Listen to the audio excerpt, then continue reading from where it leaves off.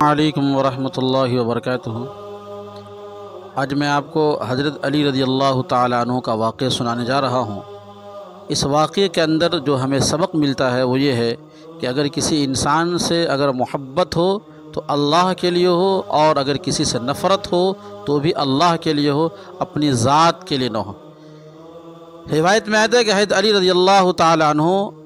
ایک یہودی کے سامنے کھڑے تھے، اور یہودی جو ہے اللہ کے رسول صلی اللہ علیہ وسلم کی شان میں گستاخی والے کلمے کہہ دیا۔ اعوذ باللہ۔ حضرت علی رضی اللہ تعالیٰ عنہ کہاں برداشت کرنے والے تھے، فوراً اس کو پکڑ کر اٹھا کے زمین میں پٹک دیا ہے، اور حضرت علی رضی اللہ تعالیٰ عنہ اس یہودی کے سینے پہ سوار ہو گئے۔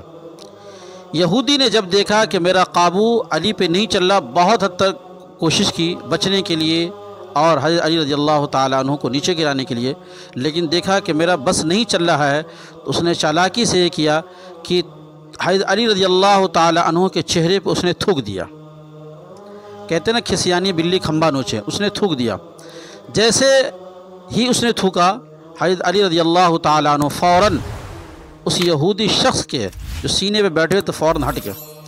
لوگوں نے کہا حضرت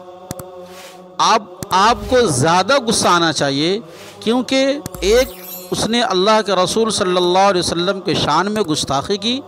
نمبر دو کہ اس نے آپ کے چہرے پہ تھوکا، ڈبل گستاخی کی۔ آپ کو تو اور غصہ آنا چاہیے، آپ نے اسے چھوڑ کیوں دیا؟ اس کے تو مطلب خیریت لینی چاہیے۔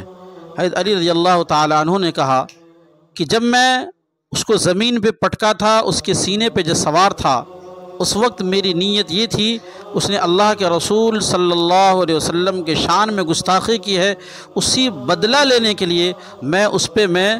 سختی کرنا چاہتا تھا، اس کو میں نصیحت دینا چاہتا تھا، لیکن جب اس نے میرے چہرے پہ تھوک دیا تو اب مجھے اور غصہ آنے لگا، اور میرے دل میں ایک انتقام کی آگ بھڑکنے لگی کہ میں اس کو کیسے اور زیادہ اس کی پٹائی کروں، لیکن اس لیے اب ہٹ گیا کہ یہ میرا غصہ اب ذاتی ہوگا، اس کے ساتھ کچھ بھی اب کروں گا تو اپنے ذات کے لیے کروں گا۔ اس سے پہلے جو میں کر رہا تھا تو اللہ کے رسول صلی اللہ علیہ وسلم کی محبت میں اس کے ساتھ کر رہا تھا، اب جو کروں گا تو اپنی ذات اپنے نفس کے لیے اس پہ غصہ کروں گا یا اس کے ساتھ سختی کروں گا۔ اس لیے میں نہیں چاہتا ہوں کہ اپنی ذات کی وجہ سے کسی کے ساتھ سختی کروں۔ اس وقت چونکہ نبی کی محبت میں گرفتار تھا، نبی صلی اللہ علیہ وسلم کے شان میں اس نے گستاخی کی تھی، اس وجہ سے میں اس کو سبق سکھانا چاہتا تھا۔ اب چونکہ چہرے پہ تھوک دیا ہے تب میں ہٹ گیا ہوں، اس لیے نہیں کہ اب جو کام ہوگا میری اپنی ذات کے لیے ہوگا، اپنے نفس کے لیے۔ اس سبق میں بڑا ایک اہم سبق یہ ہے کہ انسان کو کسی سے محبت ہو تو اللہ کے لیے، اور نفرت بھی ہو تو اللہ تبارک و تعالیٰ کے لیے۔ حضرت علی رضی اللہ تعالیٰ عنہ نے بتا دیا